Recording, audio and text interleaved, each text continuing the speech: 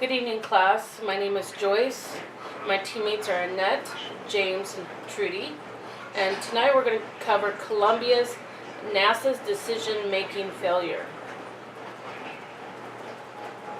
My first slide is going to be, how would you characterize the culture of NASA?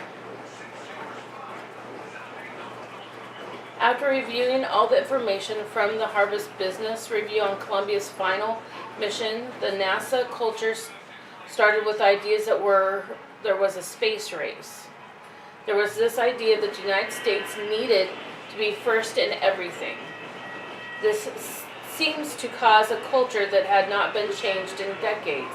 This culture started in 1957 when the Soviet Union first launched Sputnik into space. This caused the United States government to create NASA in October of 1958.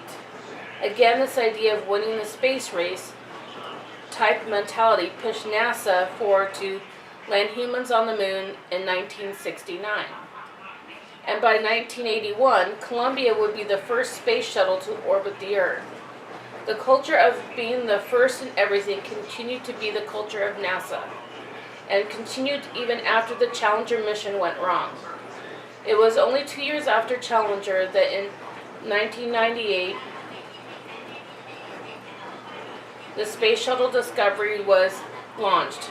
In 1992, Daniel Goldin coined the phrase for NASA and the future: faster, better, cheaper, which then he would involve outside contractors to work with NASA in future endeavors.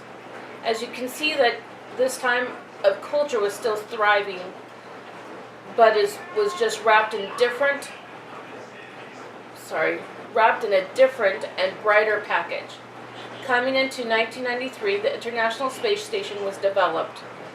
With the combined efforts of the United States, Russia, Japan, and the European Space Agency, the International Space Station was viewed as a place for further deep space exploration. Costs were going up, goals were unrealistic, and NASA ran themselves into a financial corner. And fast forward to 2003, with Columbia's final mission, and people asking who was responsible for this tragedy. NASA's culture of always wanting to be on top, from my understanding, had seemed to come from the government, along with the ideal of America always being on top. The idea of being the first in space, the first man on moon, the first space shuttle, the first space station, and the first telescope in space seemed to be pushed from the external force of government, but which fulfilled NASA's deep need to be on top. So the next slide is, what are the strengths and weaknesses of NASA at this time? The strengths were they're devoted, they're creative, they're empowered, and they're driven, and they're innovative. All of these are good qualities you would want in a business or organization.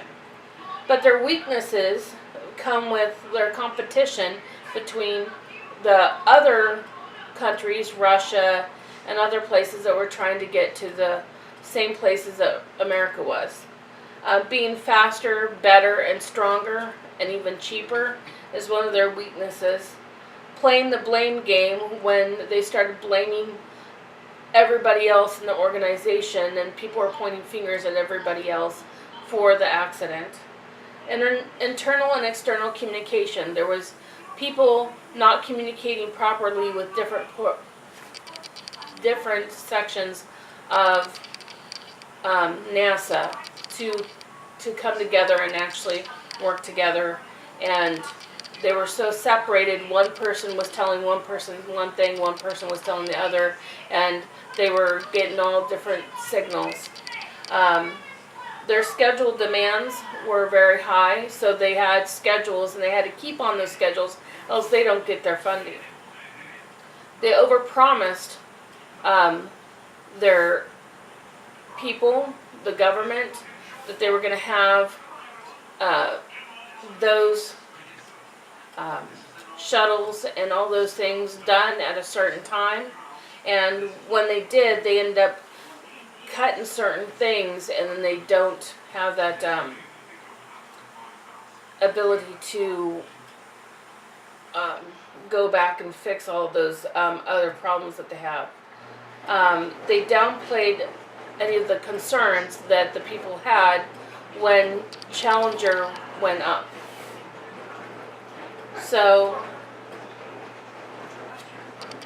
the last portion of this video will be what could NASA do to prevent these issues from occurring in the future. So, my thought on how NASA could prevent these issues from occurring again in the future was to restructure the communication process and learning process on how each department gathers information from the departments. This has been done according to Dr. Edward Rogers in his paper written in 2011 on building the Goddard Learning Organization, a knowledge management architecture of learning practices to help Goddard function more like a learning organization. This paper explained that a great detail how knowledge management had moved NASA from winning the space race mentality to an organization where they learn from each other by using the Goddard's plan, which is designed to overcome the previous agency focus on IT as a KM driver with its overemphasis on capturing knowledge from workers for the organization, and instead focusing on facilitating knowledge sharing among workers. So they share their knowledge by using different media forms like email, texting, FaceTime, and also face-to-face, working together and learning from each other. So I also see another way they could prevent issues from occurring again within the shuttles and other space equipment themselves. They should have more safety checks, check the shuttles for where in all places that could cause issues, and find out where they can improve to either fix these issues or redesign the shuttles or space station to withstand many different scenarios. And thank you to participate in our presentation.